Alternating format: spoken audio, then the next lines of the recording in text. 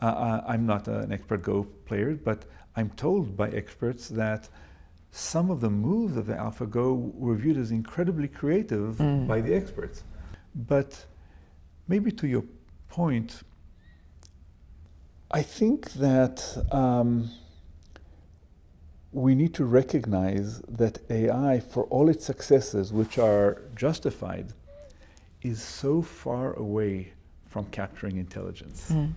And I often like to, I have this picture in mind, it's a cartoon I saw when I was young, of a kid standing, looking at the stars through a telescope, but standing on a little chair to get closer to the stars.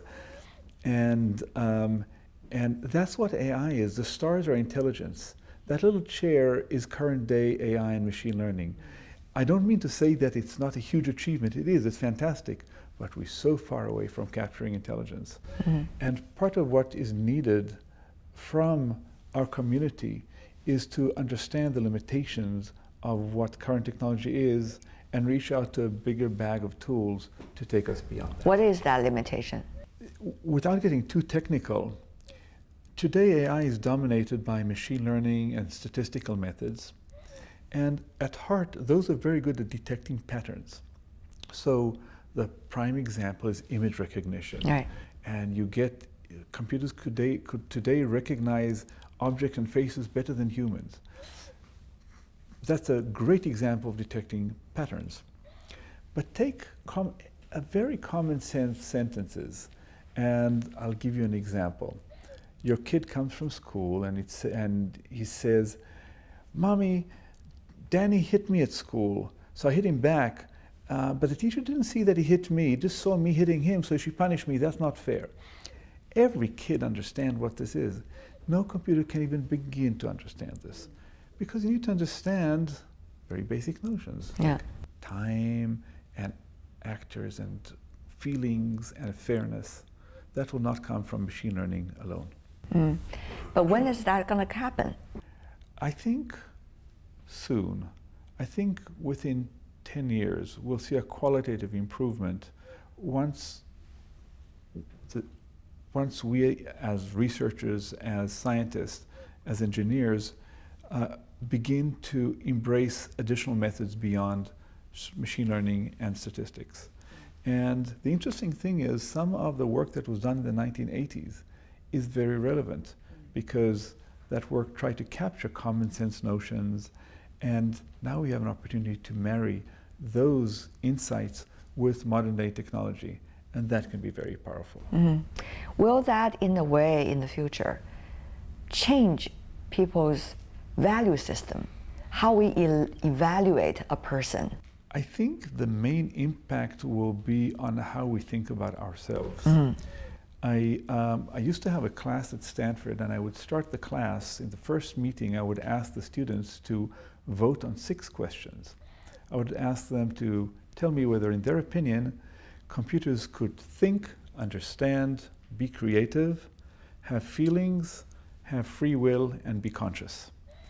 And I asked them to think in computers in general, not today, think in 500 years. Could computers have that? And of course, people want to say, well, it depends what you mean. I say, no, you have to vote. So they vote. And then we have the course, and we learn about computer science and AI, and we vote again at the end. And at the end, 2 things happen. First of all, people are much less sure of themselves, because the intuition of course the computers can't have free will, maybe of course goes away. And secondly, people are much more generous to computers at the end. So I believe that I know of no good argument why computers couldn't exhibit the full mental range of human activity. That's your belief? That is my belief. It's only a matter of time? Time and a lot of work. But you know what's interesting? This sounds scary. So we're just a laptop. It shouldn't be scary. And it shouldn't be scary for 2 reasons. First of all, right now, we think of computers as something separate from us. Here's my computer, right? Now, of course, already this computer is part of me. When I need to navigate, I take my mapping app, and I am one with this app, and so on. But it's still different, but that's going to change. We're going to have brain-machine interfaces, so I will just by thinking speak with data centers. And my blood will carry thousands of nanocomputers that cure diseases and do various things to me. So the line between the machine and the person is going to be blurred. So that's one reason why thinking that machines will take over is not scary, because we and machines will be one entity. As technology gets complicated, it's a little harder to understand and predict why it's doing what it's doing.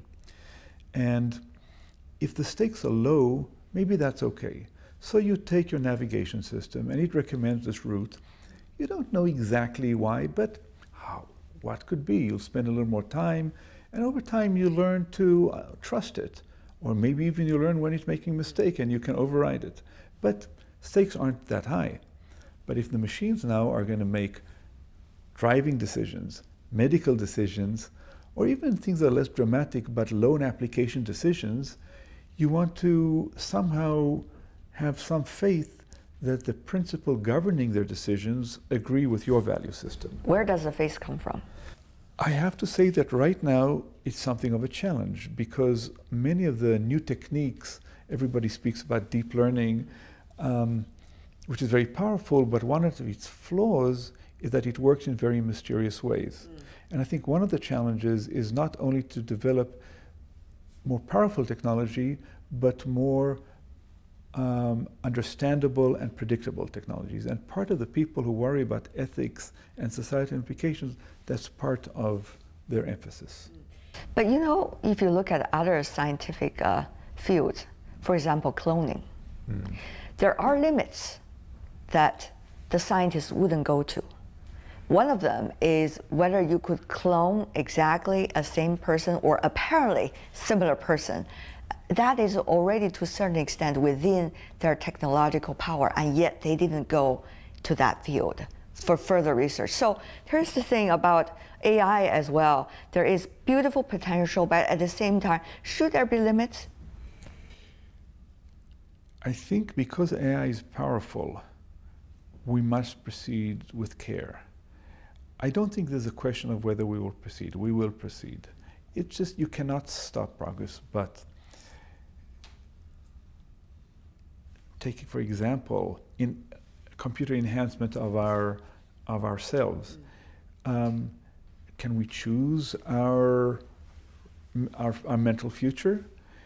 Will some parts of society have access to better technology and therefore will be able to improve their children better than others? These are very serious ethical issues that we have to deal with.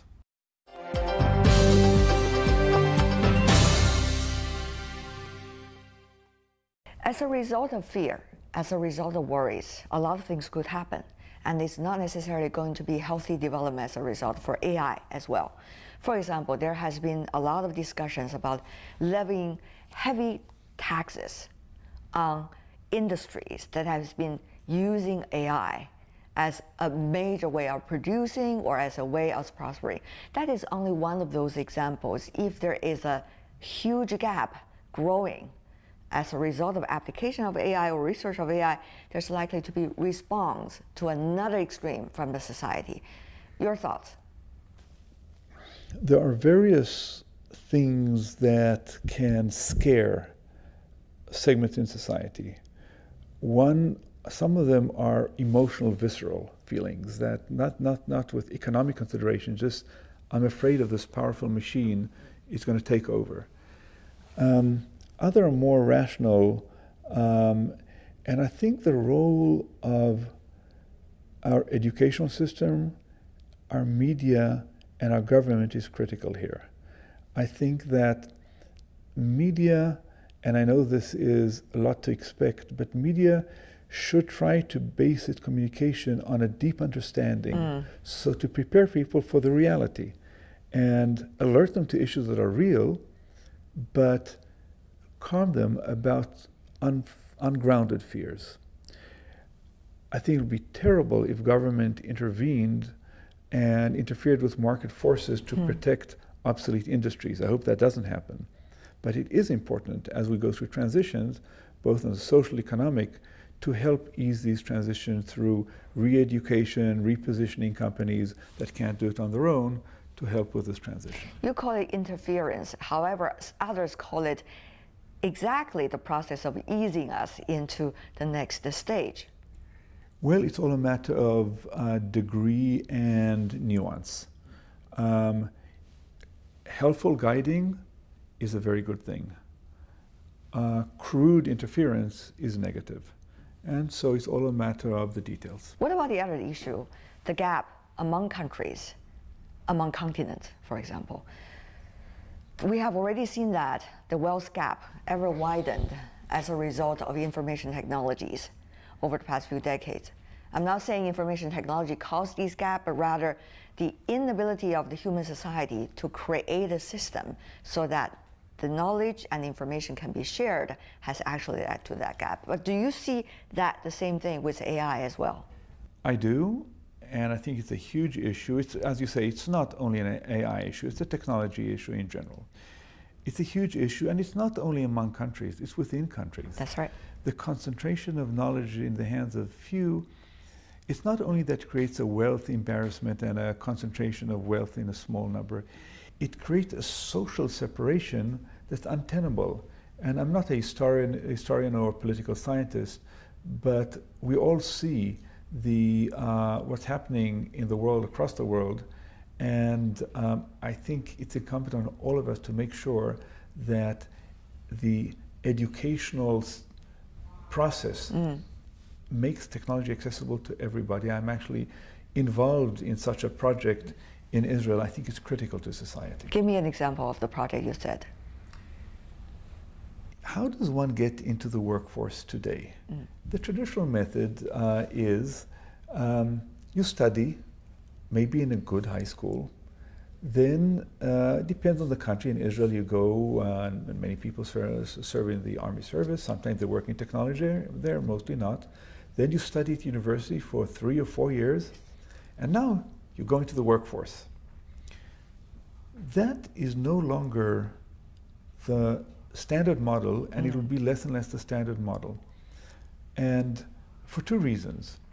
First of all, many people study differently today. Many kids pick up things that come to university ready to work. Thus, on the one hand, they don't need the university. Yeah. And I know several very smart kids who dropped out early because they were bored. That's on the high end. On the low end, there are people who can't afford to go through 4 years. They can't afford the cost, or they're not prepared, they don't have the role models. And the nice thing, they don't need 4 years to have an entry-level position that touches technology. So why don't we create a fast track to prepare people, basic skills, basic mathematics that they need for this, some basic building blocks of computer science, but not 4 years, maybe 6 months. Then give them 6 months of really good quality practical skills, and now they have a basic tool with which they can start to work. And then, by all means, continue their education, expand lifelong, not just during 4 years. But I guess Albert Einstein had a very different idea. I remember he said, you know, what is real education? Real education is something that even if you forget all the knowledge you have learned, but you still had that education with you. I do believe that learning how to learn, learning how to think, having the confidence to pursue questions, to ask questions, is something that's key. I don't think it starts in university. I think it should start in kindergarten. I do think university is an important experience. I don't think it will go away, but I don't think it's a necessary step towards employment.